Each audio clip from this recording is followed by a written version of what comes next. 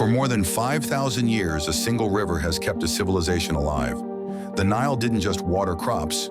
It built empires, fed dynasties, and turned desert into abundance. Ancient Egypt called it Hapi, the bringer of life.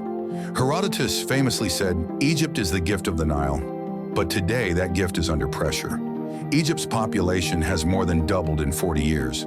Climate change is reshaping rainfall across Africa. The Nile Delta is shrinking, salinizing, and sinking. And upstream dams are changing the rules of a river that once ran free. So Egypt is attempting something extraordinary. Not a dam, not a canal, but an entirely new delta, carved out of the Western Desert. It's called the New Nile Delta Project, and if it works, it could redefine how megacities survive in a warming world. This isn't just a water project, it's a civilization-scale experiment. To understand why Egypt is building a new delta, you first have to understand what's happening to the old one. Yes, that's right. I think the main difference, obviously, is that the whole regime of the Nile was completely different because they had this annual flood.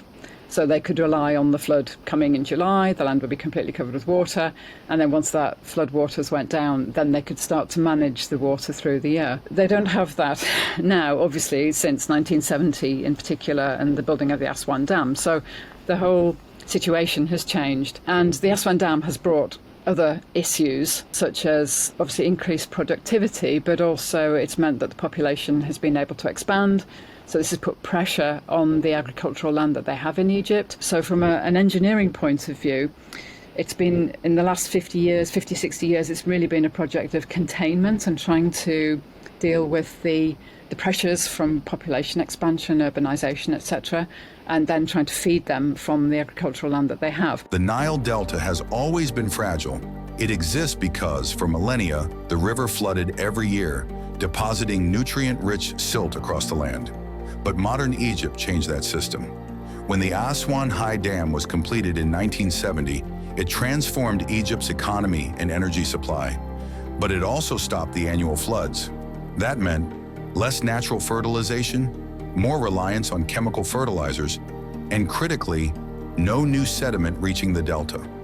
As a result, the delta is now eroding into the Mediterranean, sinking due to groundwater extraction, becoming saltier as seawater intrudes inland. This pattern isn't new, and ancient Egyptians had to carefully manage their water supply. But today, the scale is unprecedented. Egypt now has over 110 million people, and roughly 95% of them live on just 5% of the land. Almost all of it hugging the Nile. Food demand is rising, imports are expensive, and climate models suggest the Eastern Mediterranean will get hotter and drier. In the last 50 years, 50, 60 years, it's really been a project of containment and trying to deal with the pressures from population expansion, urbanization, etc., and then trying to feed them from the agricultural land that they have. So what they've been doing is tinkering with, is trying to green the desert, basically. So in ancient Egypt, they never had to worry about that because they didn't have that kind of population pressure. On the other hand, they did have pressures particularly in the Ptolemaic and Roman period from empires that needed sustaining. So they worked very hard to ensure that the irrigation systems that were in place and the basin irrigation systems that they had were maintained fully so that they could maximize the production of grain in particular. The grain that came from Egypt would support Rome for at least a third of the year. So it gives you an idea of just how much production there was. And that had to be managed well so that ditches had to be dredged. After the flood had gone down, they had to ensure that pathways were clear. I think they were also constructing new channels in order to link up the Nile branches with more kind of holding basins like Lake Mareotis to the south of Alexandria, for example. So there was quite a lot of things going on. The problem is that we don't have any documentary material from the Delta. We have a lot of documentary material from the Fayum, which was also another area that was heavily irrigated and managed. And archaeologically, trying to find a dredged irrigation canal that has then been silted up over thousands and thousands of years is really impossible. The old delta simply can't stretch any further. So Egypt is doing what it has done for thousands of years. It's trying to out-engineer nature. The new Nile Delta project is one of the largest agricultural and water management projects in Egypt's modern history. Its core idea is simple and incredibly ambitious. Instead of relying solely on the traditional Nile Delta, Egypt plans to create a new agricultural heartland in the Western Desert, west of the existing delta. The project aims to reclaim over 1 million acres of desert land, expand Egypt's total agricultural area by up to 15%, reduce food imports, and relieve population pressure from the old delta. But where does the water come from? Not directly from the Nile itself. Instead, the project relies on a hybrid water system, including treated agricultural drainage water, reused wastewater, and carefully allocated Nile flows via massive pumping stations. At the center of the system is the Al Hammam water treatment plant, one of the largest of its kind in the world. This facility alone can process millions of cubic meters of water per day, turning previously unusable drainage water into irrigation-grade supply.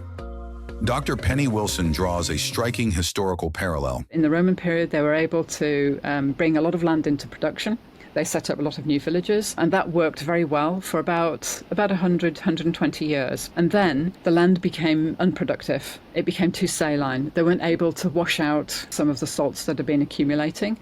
And so the land then became poor. People couldn't manage it. They couldn't pay the taxes. And basically, they ran away and abandoned it. So the lesson there is take care not to overproduce, not to make the soil that you have dead. However, in modern times, there are a lot of fancy fertilizers, which are now used quite extensively in Egypt. And so that problem perhaps doesn't arise, but it does mean, I think, that the quality of the soil is quite poor. That's another tension, is the amount of kind of chemical fertilizer that you're going to use and the extent to which your crops then are organic or not. In other words, the technology is new, but the philosophy is ancient. This isn't a single mega build. The new Nile Delta project is designed to roll out in multiple stages, each one expanding capacity and reducing risk. The first phase focuses almost entirely on water. Construction of treatment plants, massive pumping stations, hundreds of kilometers of pipelines and canals. Without this backbone, nothing else works. The second stage moves on to land reclamation. Once water delivery is stable, land preparation begins. Soil conditioning, salinity management, pilot crops to test yields. This is where the desert starts to turn green. Stage 3 is the creation of agricultural communities. The long-term plan isn't just farming, it's settlement. New towns, agro-industrial hubs, logistics links to ports and cities. Dr. Wilson notes that this mirrors ancient expansion cycles. They're wanting to ensure that they know where their food's coming from, they know they've got enough, and they know that then they can plan to do certain projects. So particularly for rulers in the ancient world, they want to build their pyramids, they want to build tombs, they want to invest in temples, they want to ensure that the projects that they can do are going to happen, and that's supported by this kind of surplus resources. So in a very broad way, it is very much the same. I think it's just that the dynamics have changed quite considerably, and perhaps to some extent also the scale of what we're looking at is definitely obviously expanded hugely. Economically, the stakes are enormous. Egypt is currently one of the world's largest wheat importers. Global price shocks, from pandemics to wars, hit Egypt hard. The new Nile Delta could increase domestic food production, reduce reliance on volatile global markets, create hundreds of thousands of jobs. There's also a strategic angle. Food security equals political stability. By decentralizing agriculture away from the crowded delta, Egypt reduces risk from flooding, sea level rise, infrastructure failure in a single region. This is long-term economic insurance. But this project isn't without controversy. Reclaiming desert land always raises environmental questions. What happens to native desert ecosystems? How sustainable is water reuse at this scale? Could soil salinity build up over time? Critics warn that without careful management, reclaimed land can degrade quickly. In other words, the danger isn't building the system. It's keeping it running for decades. Egyptian officials estimate that the full project will take 10 to 15 years to reach maturity. Some areas will become productive much sooner, within just a few growing seasons. But the real test isn't the launch. It's whether this new delta can thrive. In hotter temperatures, with tighter water budgets, and under growing population pressure. This is a generational project and an opportunity. The West Nile Delta is one of the least explored areas of archaeological interest in the country. It's impossible to know what might be unearthed during excavations, which has archaeologists excited. In an ideal world, I would love to be on the front of the bulldozer, just watching where they're going and trekking through that desert just to see what's there, because we really don't know. It's, because it's between the edge of the Nile Delta and the Qattara Depression. But archaeologically, there's been no wide-scale survey of that area. We've just come back from working on the Western Delta in July, and they told us that there are new sites coming up. And I suspect these are coming up as people are starting to farm the areas, as they're starting to dig. So stuff is starting to turn up. So there's probably a lot more settlement out there from the Roman Ptolemaic period than we thought. For thousands of years, Egypt survived by understanding one truth. Control the water, and you control the future. So is the new Nile Delta Egypt's 21st century pyramid? In its sheer ambition, its assertion of national will, and its desire to create a legacy that defies natural limits? Yes, it's a modern wonder of the world in the making. But a pyramid is a static tomb. This needs to be a living, breathing, sustainable system. The ultimate engineering lesson from history might be this. The pharaoh's greatest works succeeded when they understood the Nile's rhythms, not just its volume. This project is a bellwether. It asks the defining question of our century.